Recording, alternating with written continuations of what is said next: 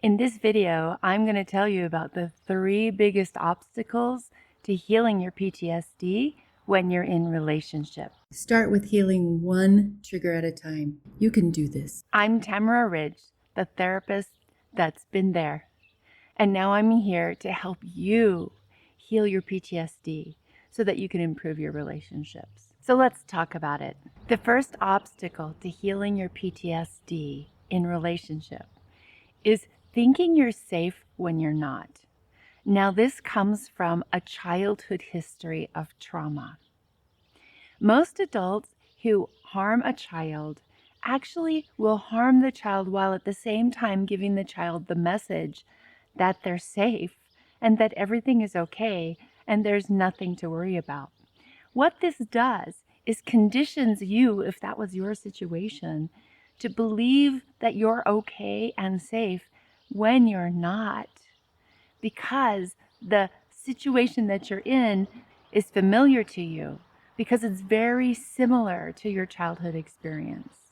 What this does to a child is it teaches them to stop trusting their inner sense of safety and their inner sense of what's right and what's wrong for them. And so what they do is shut down. What happens now for you is when you find yourself in a similar relationship that isn't safe, you once again rely on that childhood survival mechanism of shutting down the fear. So the shut down fear serves you to be able to stay in places that aren't safe for you, because this is what helped you survive your childhood. This is the reason you stay too long in unsafe relationships. To help you improve your ability to increase your safety in your relationship, the first thing that you need to do is start to pay attention to your own needs. Now, I'm going to create another video for you very shortly that talks about understanding what your own basic needs are. But as a starting point, I want you to just start paying attention to your needs that are in your body, the basic ones, like thirst and hunger and your need to go to the bathroom. Start with making a commitment to yourself to stop ignoring and putting those things off. And when you start paying attention to those things, soon your other needs will start to become available and obvious to you, and you'll start to understand what you need more and more. But you have to start with the basics if you've been shut down in that mode that kept you safe when you were a kid. The second reason that it's difficult to heal your PTSD in relationship is because it's really hard to know the difference between what's real now and what's old. And what I mean is, what's old from your trauma brain's perspective can be made to be real now, so that you perceive current safe situations as if they were unsafe because there's something similar about them from your history lodged in your trauma brain. So once I realized that my trauma brain would play tricks on me and make me believe that I'm not safe when I actually am safe, one of the first things I started doing about 30 years ago was, whenever I had an out of proportion response, a response that didn't seem to fit the current situation, I started to stop trusting the trauma brain. I started to stop trusting my own perceptions. I started to think that maybe there's something happening right now that's creating some reality from my trauma brain that I shouldn't trust if I want to heal. And when I started looking at my out of proportion responses like that, that's when healing began. That's when I started healing one trigger at a time. I started feeling safer and safer in situations that previously I felt unsafe in. But here's a tip.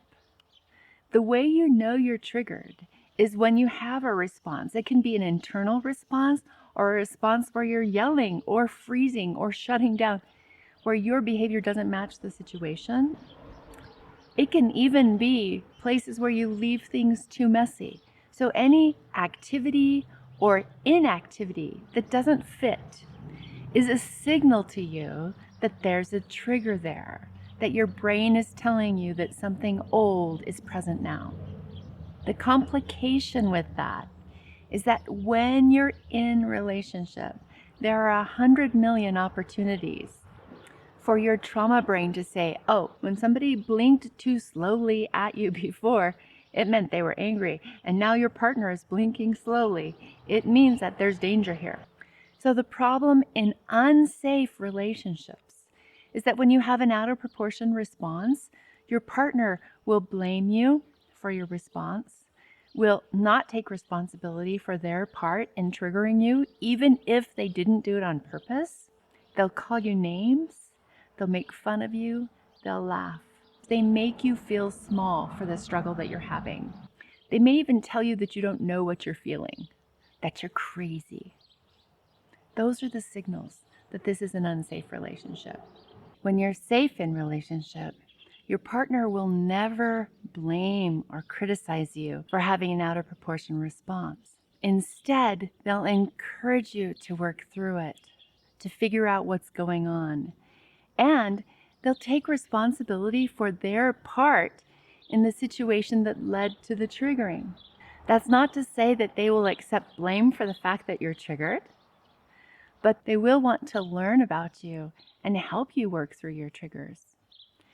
And they'll do that by focusing on your behavior, not by calling you names, not by making fun of you or laughing at you, but by focusing on the behavior and what they'd prefer and stating their needs directly. So confusion will still happen because your trauma brain, even if you're in a safe relationship, will still tell you that you're not safe. But when you know that you're safe and you have a partner that doesn't criticize you or blame you, but supports you during those emotional flashbacks when you're triggered, then you can find that confusion as an opportunity to heal, for deeper healing, for deeper connection. Now, the third reason that healing PTSD is blocked when you're in relationship is because if you've had a history of traumatic childhood and a history of traumatic relationships, you may not even know what a healthy, safe relationship looks like. And because of that, and because I want to help you get to the place where you're healthy and happy faster, I'm including in the link in the description below an opportunity for you to take an assessment called the High Performance Relationship Assessment. That will give you the opportunity to look at your relationship in 5 critical areas, including safety, but there are 4 others that will help you identify exactly where you are in relationship and what you need moving forward to create healthy, happy, fully functioning, high-performance romantic relationship instead of always struggling with your triggers. You really can heal this. You are precious. The relationship is the perfect place to heal. Now all you need is your roadmap. So click in the description below for the assessment, and I look forward to seeing you in the next video.